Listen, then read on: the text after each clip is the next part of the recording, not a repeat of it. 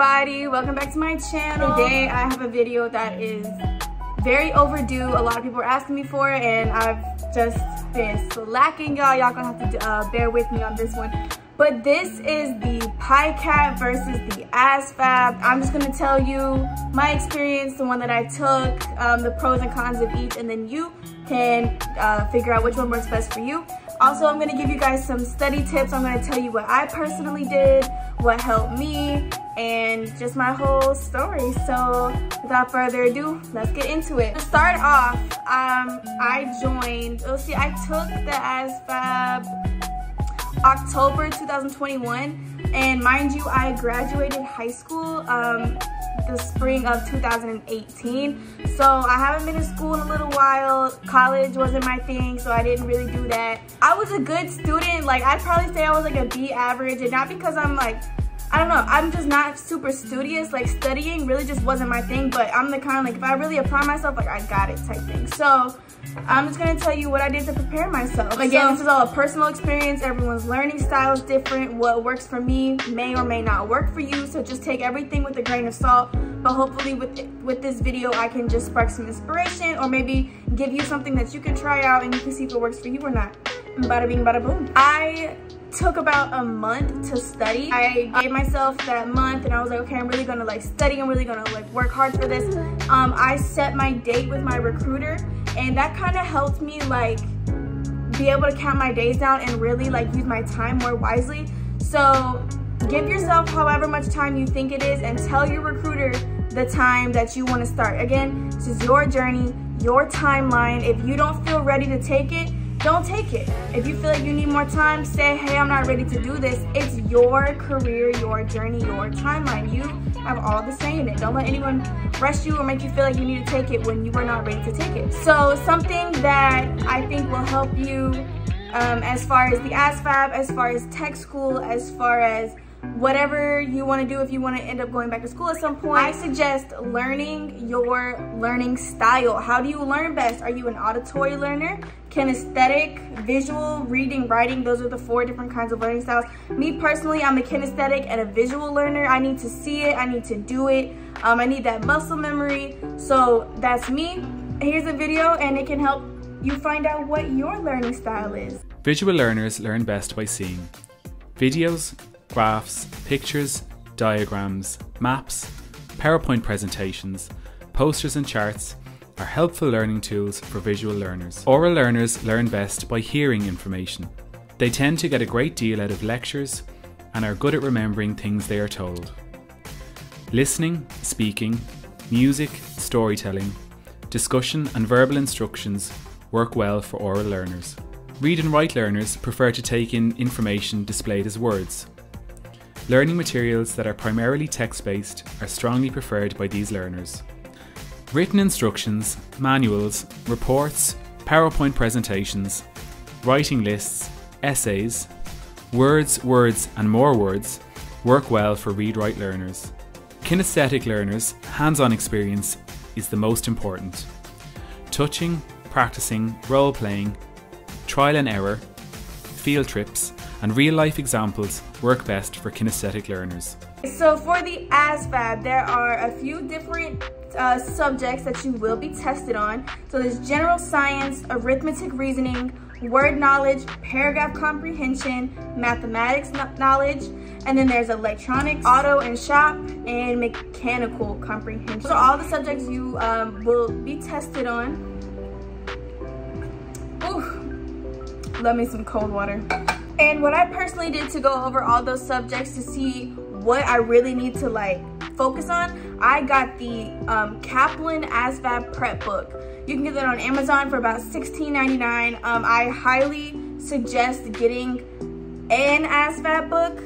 I can't really speak for the other ones because I didn't use them, but I did use the Kaplan book. It was really good. They have practice tests in there, lessons, pages you can work through problems and practice.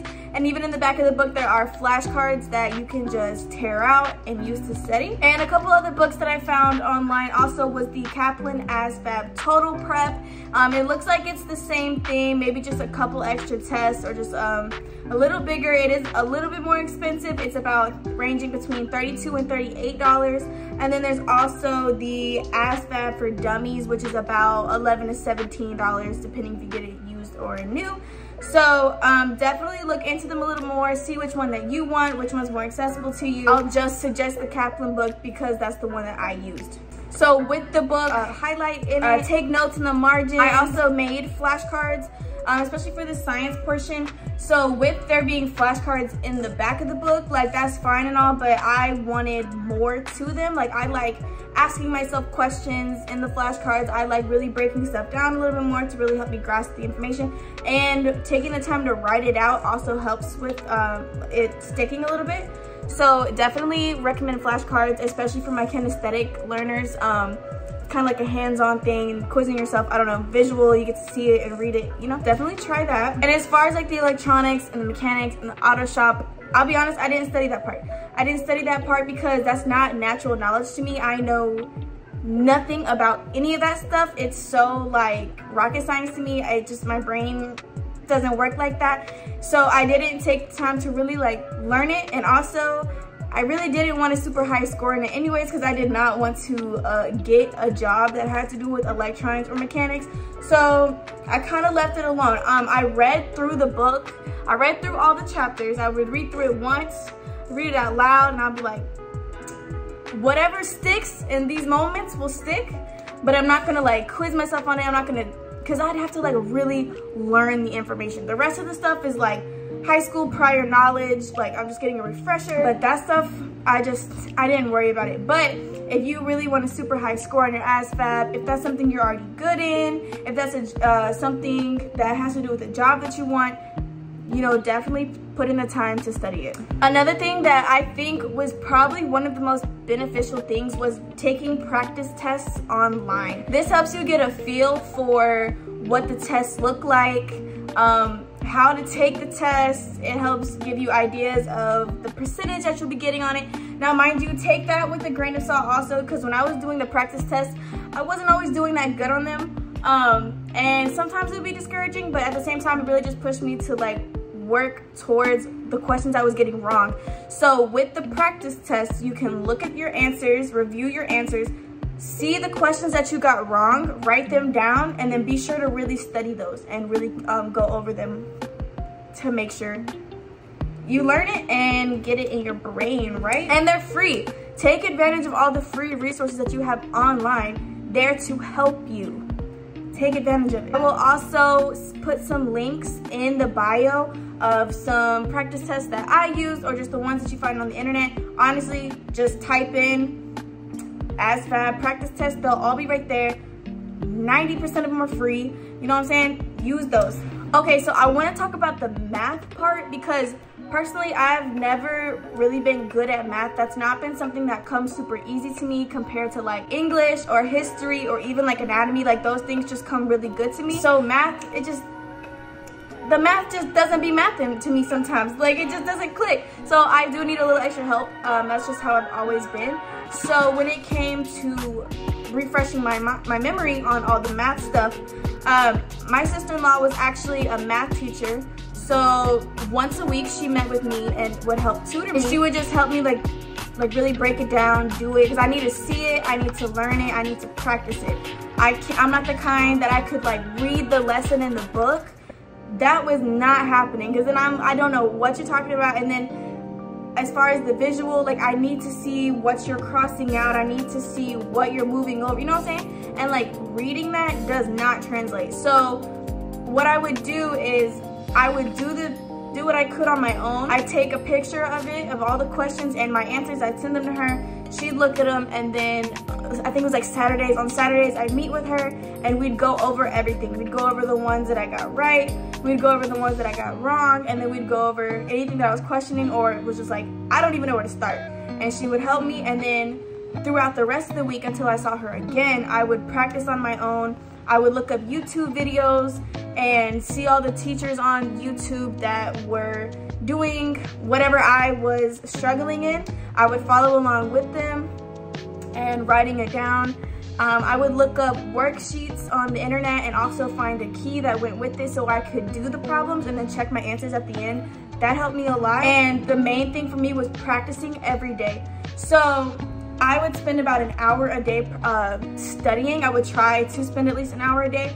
But if it was a day where I was just really tired because I was working 2 to 3 jobs and going to the gym, so if it was a day I was really tired or didn't have as much time that day, I would try to at least do math problems that day just for 10, 15, 30 minutes just to do something, just to keep it fresh, because with math, you have to practice it for it to stick. For the English portions, I didn't focus too much on them, mainly because that was something I was strong in. And as far as like paragraph comprehension, I thought that's pretty self-explanatory. And the questions really aren't that hard, guys. Like, it really is a basic test.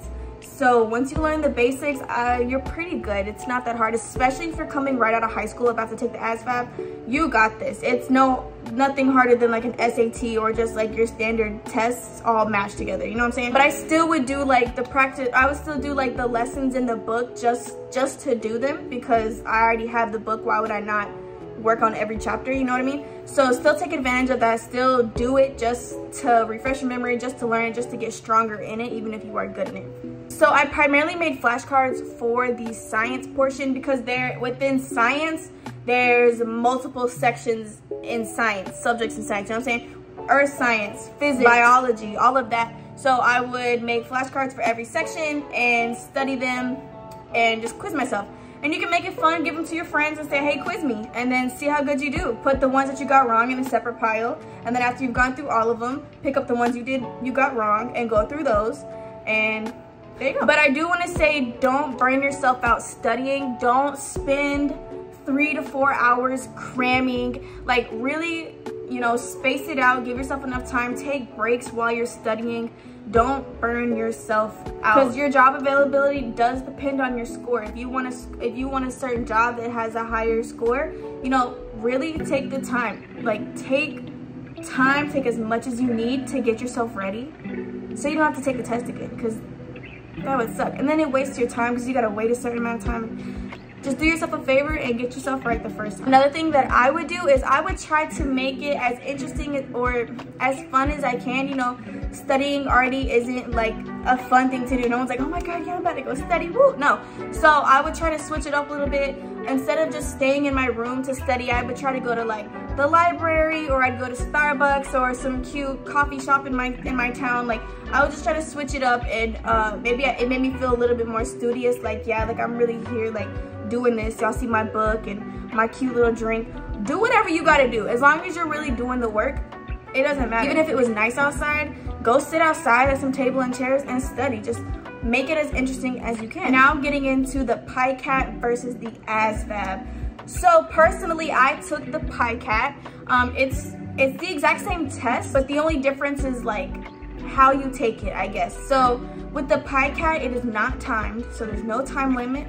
You can take it at the recruiter's office or in the comfort of your own home. I took mine in my recruiter's office. And then you take the test, and then all you have to do is when you get your results and you get scheduled to go to MEPS, you just have to take a verification test. I want to say it was like 30 questions, but with you having the option to take it at home, don't play yourself and cheat. That does nothing for you. Do not cheat, because then you're going to take the verification test and it's going to pick, I want to say it was like 20 questions out of the 30. Like, say there was 30, I really think it was 30 questions. 20 of those 30 are going to be identical from the test that you took, and they're going to see if you can get the same answer again. And then 10 is going to be 10 random brand new ones. So if you like cheated and you don't actually know what you're doing and you get those other ones wrong, you know, babe, just don't even waste your time. Don't waste their time. Have integrity. Work for it. Don't cheat for it, because how you going to cheat your way through the Air Force once you get in, right? Say you get in. You think you're going to cheat through tech school? Good luck. People get separated for that all the time. It's not worth it. Don't do it. That's all I'm going to say. Don't do it. But the other thing is, when it comes to taking that verification test, I want to say like a 5 to 10% chance that when you start it, or maybe it's either when you finish it, it's going to kick you right into the ASVAB anyways. So especially if you try cheating and then you go and take the verification test and you fail it, it's going to kick you into the ASVAB. And if you don't know anything because you've been cheating, well, now you've really played yourself. So don't do that, right? It's very random selection as far as, like, you know, say you didn't cheat, you really worked for that, you're going to take the verification test. It's a small chance that you will get picked to take the full ASVAB. I remember going to MEPS and my roommate was one of the people that got kicked into the ASVAB. So it did not happen to me, thank God. I was so nervous that it would, but it did not. And then you just go to the person and they're like, you're good to go here. So when you take that verification test, it'll be in the same place where people take the ASVAB, and it's just this computer room with a proctor, lots of people. And just going to MEPS is just like naturally stressful. I think it's just the environment. It's naturally stressful because it's all new, and it's so like, you just hear all the horror stories about MEPS and you don't want to do anything wrong. So if you want that unproctored, more relaxed testing environment, no time limit, I would suggest the PiCAT. With the ASVAB, the normal ASVAB, it can only be taken at an authorized testing site or MEPS. So luckily for me, my MEPS was only, 20-30 minutes away from my house, but there are people who have to travel a couple hours to it. So maybe if that's the case for you, the PiCAT would be the better option. You can take it at your recruiter's office or at home, or again, just whatever works for you. And that is a time test, and I want to say it's about a 3-hour test. But if you've already taken the ASVAB, the PiCAT is not an option for you. You can't go backwards. It's either the PiCAT into the ASVAB or just the ASVAB. You can't take the PiCAT. You can't go backwards, right? If you have any more questions in regards to the 2 tests, in regards to what you think would work best for you, I would just suggest contacting your recruiter directly. I don't want to say I can't help you. Maybe if you have like a really simple question, but at the end of that is the recruiter's job, and they can really help you talk face to face and break it down to you even more and help you decide what would work best for you. Last thing that I want to say is that when it comes time for test day, the day you take the test, make sure you eat a good breakfast. I went to the gym that day just to get a run in, just to get my, my heart racing, my blood flowing, and get, it's good to work out and stuff.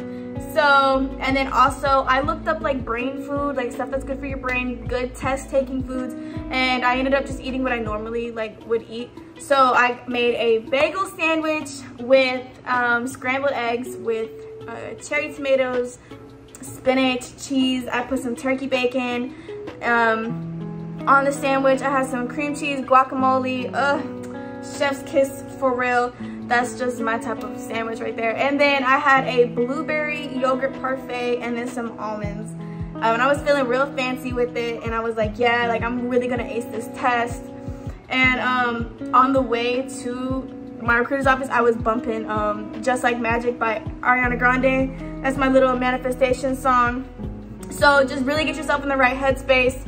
Believe you're going to pass. Manifest and affirm that you're gonna reach your goal. If you know you need a certain score, set the goal to get 10 points higher than that. Don't shoot for the bare minimum, but be like, oh, if I need a 50, I'm gonna aim for a 70. You know what I'm saying? Like, really just like set your goals. Set a goal, work towards it, claim your blessings. If you've been taking the time to study, know that you know the information. Trust yourself. Don't take the test and start second guessing yourself. First instinct, go with it. You know what you're doing. If you've put in the work, trust that the work is gonna pay off and bless you back. So that's pretty much all I have for you guys. For anybody about to take the test, I wish you luck. You got this per usual. Y'all are amazing. I believe in you. Anybody looking into the Air Force, looking to schedule their tests, go for it. Go for it. Figure out which test works for you. Study for it. Hey, y'all got this. Let me know how it goes. Comments when you're about to take your test. Let me know if you got any questions. Be sure to comment, like, subscribe, share this to someone about to take their test or looking into the Air Force. And yeah, I appreciate you guys so much, and I hope you'll have a great day. Bye.